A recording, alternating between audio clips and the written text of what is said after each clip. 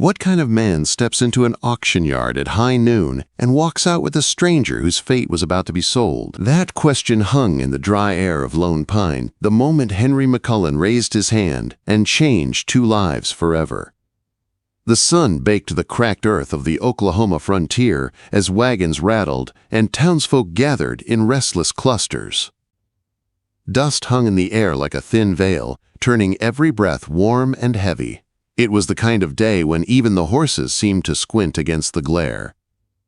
That was when Henry, a tall, widowed rancher with slate-gray eyes and a heart still grieving, stepped into the crowd for nothing more than the sale of a few breeding horses.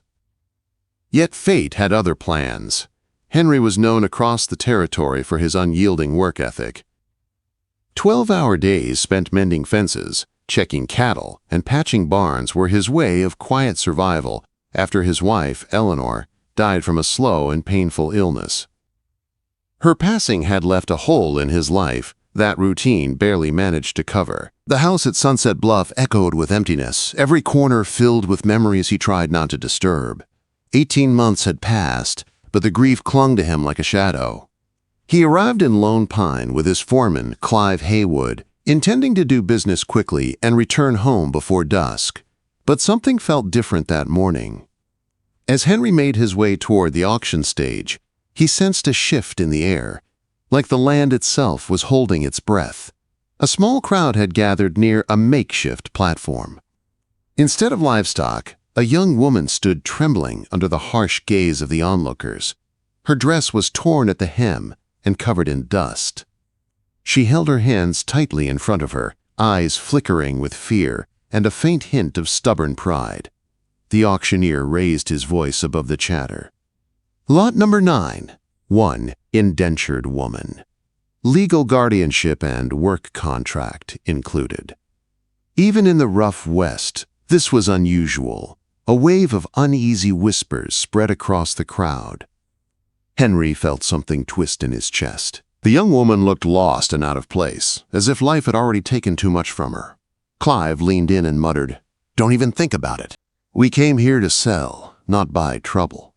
Henry tried to listen. He really did, but his conscience pulled him forward. The woman's eyes swept the crowd, searching desperately for one kind face. Henry felt the weight of her fear, and without a plan or a second thought, he stepped closer. Charlotte Dawson stood on that stage, with humiliation burning in her stomach. Born in Missouri and raised by relatives who treated her like a burden, she had long dreamed of freedom. She had traveled west, chasing a promised job, only to be abandoned by the very man who lured her. Now she was told she owed travel debts she never agreed to, and that selling her indenture was the only way to pay them. When the bidding began, Charlotte's heart hammered painfully. A man in a dirty vest called out $5. Another offered $6. With each bid, she felt smaller, her dreams drifting farther away. Then came a new voice. $20.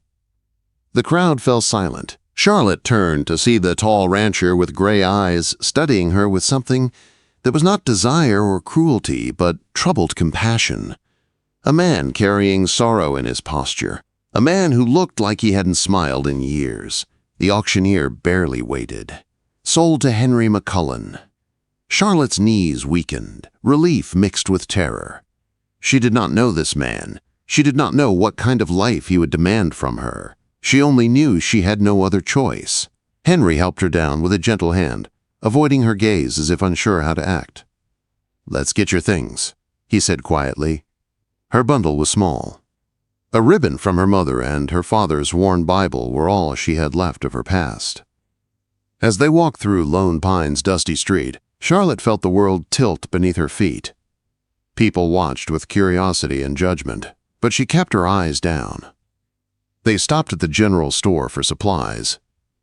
Martha Leland, the storekeeper, gave Charlotte a sympathetic smile as she handed her a small bag of sugar without charging for it. It was the first kindness Charlotte had felt in weeks.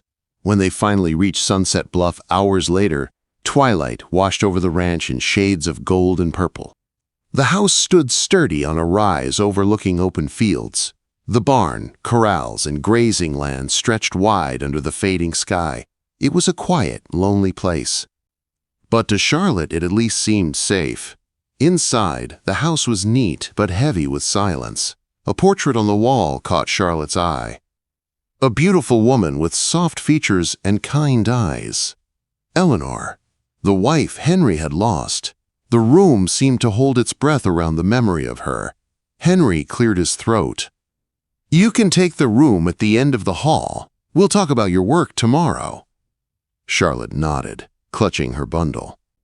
She expected commands, harsh instructions, maybe even anger, but he offered none. His politeness felt strange, almost unsettling. Alone in her room, she sat on the bed and let her tears fall quietly. She was safe for now, but she had no idea what tomorrow would bring. That night, Henry drank coffee in the dim glow of a lantern, feeling the house shift beneath the presence of a newcomer. He hadn't meant to bring anyone here. He hadn't meant to feel anything at all. But something about the fear in Charlotte's eyes had pierced through his grief. He paused outside her door for a moment, before heading to his own room. The house felt different. Not lighter, but no longer empty. Two strangers, each carrying wounds the other could not yet see, were now bound by a single, impulsive choice. And neither knew that the storm coming toward them would test the fragile threads tying them together. Henry lay awake long after the lantern went out. Charlotte cried herself to sleep, and the wild Oklahoma wind whispered through the dark, hinting that fate had only just begun its work. What happens when two wounded hearts try to build a life under the same roof, but are too scared to speak the truth burning inside them? That question settled over Sunset Bluff like the lingering smoke of a dying fire as the days after the auction unfolded. The first mornings were quiet and tense. Charlotte rose before dawn, determined to prove her worth. She scrubbed the floors, polished the furniture, washed linens, and dusted places untouched since Eleanor's passing. Henry pretended not to notice, but each freshly cleaned corner tugged at old memories he didn't know how to face. Charlotte tried to stay out of his way. She spoke only when necessary, unsure of her place. She expected orders or strict expectations, but Henry never gave any. Instead, when she asked what chores he wanted done, he only rubbed the back of his neck and said, "Just do what you think needs doing." The silence between them was a fragile thing. Heavy, awkward, filled with thoughts neither dared to say. To escape it, Charlotte began spending time in the stables. She had a natural way with the horses, especially a chestnut mare named Rosie. The horse nuzzled her shoulder each time she entered the stall, giving her a rare sense of comfort. Sometimes, she whispered her fears to Rosie, the only one she trusted completely. Clive Haywood, the grizzled foreman, noticed. Though he was rough around the edges, he offered small lessons: how to mend a saddle, how to spot a sick calf, how to haul hay without tiring her back. Over time, a cautious friendship formed. He respected her grit. She respected his honesty. But Henry kept his distance. He worked from dawn to dusk, rarely allowing himself to be alone long enough to think. He avoided Charlotte without meaning to. Each time her soft footsteps approached, something inside him tightened. She was kind, hard-working, stronger than she looked. But she was also a reminder of change, and Henry had lived too long in the ache of the past to trust change. One night, after a long day spent repairing fence lines, Henry found Charlotte outside under the moonlight. She stood near the horse pen, hugging her shawl tight, staring across the rolling fields, as if searching for something far beyond the horizon. "Couldn't sleep?" he asked, surprised to hear his own voice break the silence. She shook her head. "Everything is different. I'm just trying to find where I belong." Quote, her words hit him harder than he expected. He stared at the ground, struggling to speak. "I know this arrangement isn't what you wanted. I couldn't leave you there." Charlotte looked at him, eyes full of both gratitude and sorrow. "I don't blame you. I'm grateful. Even if I'm indentured, it's better than what would have happened." A breeze passed between them, carrying the scent of hay and sage. For a moment, they simply stood there, two shadows lit by moonlight, sharing a quiet moment they didn't quite understand. Then thunder rumbled far in the distance, breaking whatever thread held them together. Storm clouds rolled across the plains, dark and heavy. By midnight, the storm was upon them. Lightning cracked through the sky, splitting the darkness in white-hot streaks. Rain hammered the land. Wind tore across the ranch like a beast unleashed. Henry and Clive rushed outside to secure the animals. Charlotte followed, soaked within seconds. She helped calm Rosie and the other horses, her hands steady even as thunder shook the ground. "Don't let the fences break!" Henry shouted over the roar, mud splashing as he ran. The three of them worked through the storm like soldiers on a battlefield. The wind clawed at them, the rain blinded them, but they didn't quit. By the time the storm passed, it was well past midnight. Every muscle in Charlotte's body trembled. Henry lit a lantern in the kitchen, concern pulling at the corners of his tired eyes. "You should get out of those wet clothes," he said softly. She nodded and slipped to her room. Henry watched her go, wondering when he had last cared whether another person caught cold. Morning brought clear skies and grim news. The storm had flooded parts of the lower fields. Several fences were down. A section of the creek had overflowed. Repairing the damage would cost money Henry didn't have. As Henry and Clive surveyed the land, Charlotte overheard them talking about a man named Thomas G. Barrick, a wealthy land baron known for snapping up struggling ranches. "If Barrick hears we're hurting, he'll come knocking," Clive warned. "He's not getting this land," Henry growled. "Not while I'm alive." Quote, Charlotte felt a cold knot tighten in her stomach. She knew men like Barrick, men who hid cruelty behind polished shoes and easy smiles, men who used the law to break the weak. She didn't want Henry's ranch to fall into hands like that. So she stepped forward, the shy girl from an auction yard, and asked for a chance to help. "I can do the books," she said. "I learned accounting from my uncle." Henry blinked. "You can?" "Yes," she said, surprising even herself. "Let me try." He led her to a small office, crowded with unpaid bills and messy ledgers. She rolled up her sleeves, sorted through the chaos, organized accounts, and by evening had a clear plan. "You can sell older horses and buy dairy cows," she said. "Prices are higher in the next county. You could make a profit." Henry listened carefully. Her determination stirred something inside him. A small flicker of hope he thought had died with Eleanor. "You've thought this through," he said, his voice warm for the first time. "Thank you."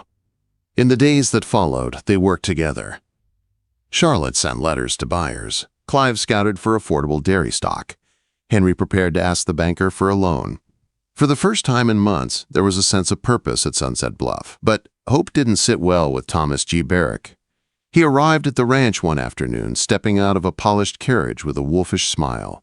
His suit was neat, his cane expensive, his intentions rotten. "Mr. McCullen," he said, climbing the porch steps with false politeness. "I've heard you took a hit from that storm. I thought I'd offer you a chance to ease your burden."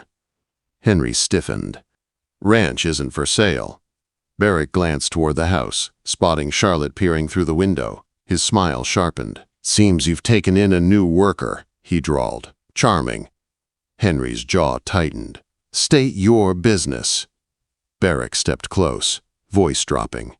"You're a man drowning in debt. I can make that go away. Sign over Sunset Bluff. It's simple."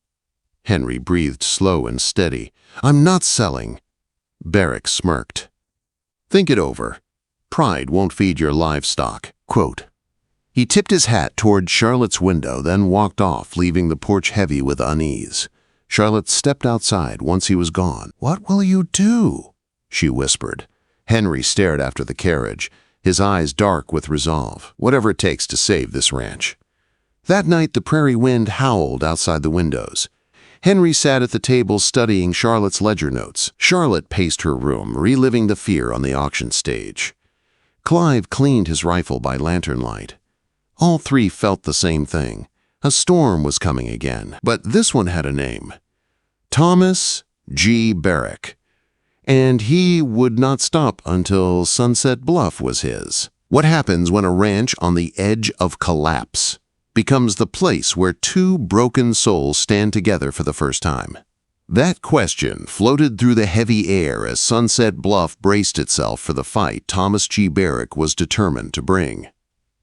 Barrick's threats didn't stay just words. Within days, his men began circling the land. At dawn, their silhouettes appeared on distant ridges. By dusk, they patrolled the fence lines as if they already owned the place. Clive tightened patrols, rifle slung over his shoulder, while Charlotte tried to steady her shaking nerves by working harder than ever. Henry hid the pressure behind gritted teeth. He knew he needed a loan to keep the ranch floating long enough to put Charlotte's plan in motion. So one early morning he saddled his best horse and rode to Lone Pine. Charlotte watched him disappear over the hill with a silent prayer tucked in her chest. While he was gone, she tried to stay busy. She cleaned, cooked, checked on the horses, and worked in the small garden she had revived. But as she moved around the property, her thoughts kept returning to the man who had bought her freedom in the strangest way, and then refused to treat her like she owed him anything. By mid-afternoon, the hours felt heavy and restless. Desperate for something to do, she went to clean out the old storage shed behind the barn, a place cluttered with forgotten tools and dusty boxes. Sunlight streamed through the cracks in the boards, catching dust motes that hung like tiny stars. She dragged out old crates and swept the floor, but when she reached the far corner, her eyes caught on a trunk wrapped in a faded quilt. Something about its careful placement made her pause. Curiosity pulled her in. She knelt, lifted the lid, and found a trove of memories. Photographs, letters, small keepsakes. The first picture she lifted showed Henry younger and happier, arm around Eleanor. They stood in front of the same farmhouse Charlotte now slept in. Their smiles were warm, full of dreams. Charlotte's heart clenched. She set the photo aside carefully, continuing through the trunk until she found a rusty tin box. It was locked, but only barely. A broken file lay nearby. After a moment of hesitation, she applied gentle pressure until the lid popped open. Inside were more papers, official ones. She unfolded the first and froze. Certificate of Live Birth. Margaret Hope McCullen. Mother, Eleanor R. McCullen. Father, Henry J. McCullen. Charlotte's breath hitched. A child. Henry and Eleanor had a daughter. Her hands trembled as she lifted another paper. A death certificate. Charlotte closed her eyes as the truth hit her. Margaret had died less than a year after she was born. Pneumonia. A tiny life gone before it began. The shed suddenly felt too quiet, too heavy. Charlotte pressed a hand over her mouth to stifle a sob. No wonder Henry carried such sorrow. No wonder his home felt haunted by love and loss. A sound behind her made her jump. Henry stood in the doorway, dust on his coat from the long ride. His eyes moved from the open trunk to the documents in her hand. The pain that flashed across his face was raw, almost unbearable. "What are you doing?" His voice cracked like dry wood. Charlotte stumbled to her feet. "Henry, I'm sorry. I was cleaning. I didn't know." No one was supposed to see these. He stepped inside, snatching the papers with shaking hands. His voice broke. Margaret was ours. She died her first winter. Eleanor never recovered. And then I lost her too. Tears pooled in Charlotte's eyes. "Henry, I didn't mean to." "You had no right," he snapped, though grief softened the edge of his anger. She reached out on instinct, but he stepped back sharply.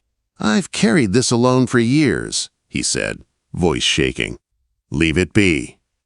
He turned and walked out of the shed, leaving Charlotte trembling and breathless, guilt twisting like a knife in her chest.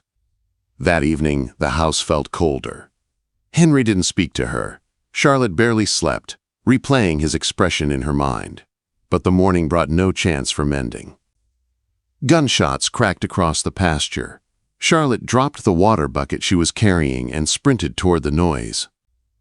She found Clive near the fence line, rifle raised, confronting two of Barrick's hired men. They taunted him, their horses stamping the ground. Henry arrived seconds later, sliding off his horse with his revolver drawn. "You're trespassing," Henry growled.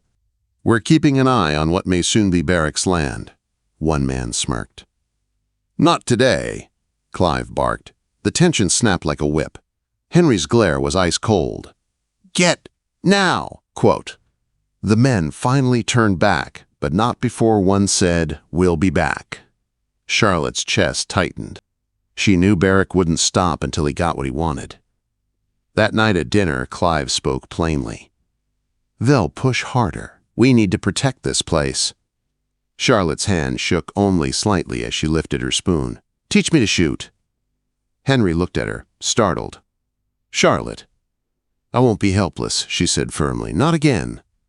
Clive nodded. "She's right." Henry hesitated, but when he finally met her eyes, he saw the same determination Rosie sensed in her. He gave one slow nod.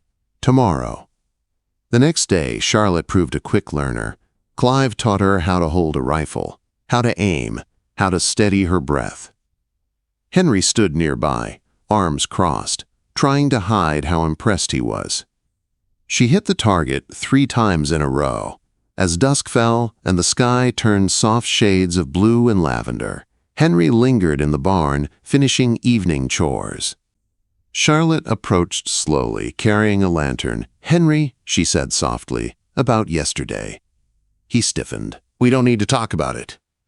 "But you carry that pain alone," she whispered. "You don't have to." He closed his eyes for a moment, as if fighting a war inside himself. "Losing Margaret broke Eleanor," he murmured, "and losing Eleanor broke me." Charlotte swallowed hard. "I'm sorry you had to bear that alone."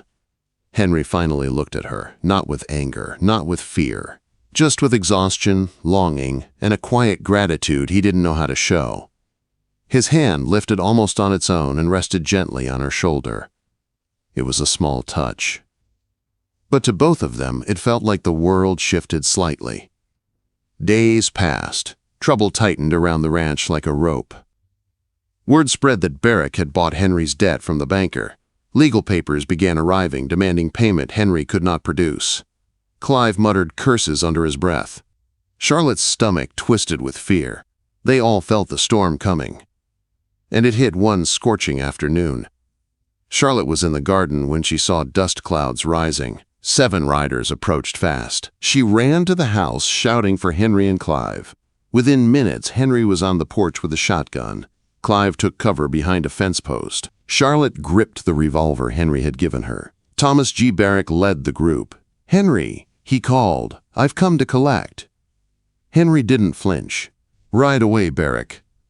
Barrick's smile sharpened. "This land is mine the moment you fail to pay, and you already have." "No," Henry said firmly. "I'll pay what I owe." Charlotte stepped closer to the window. Barrick's eyes snapped to her, cold and calculating. "Interesting little household you've built," he sneered, "but it changes nothing." Henry's jaw tightened. "You should leave." Barrick fired first. A bullet splintered the porch rail. Chaos exploded across the ranch. Clive fired back. Henry ducked behind a barrel and returned shots. Dust and gunpowder filled the air. Horses reared. Men shouted.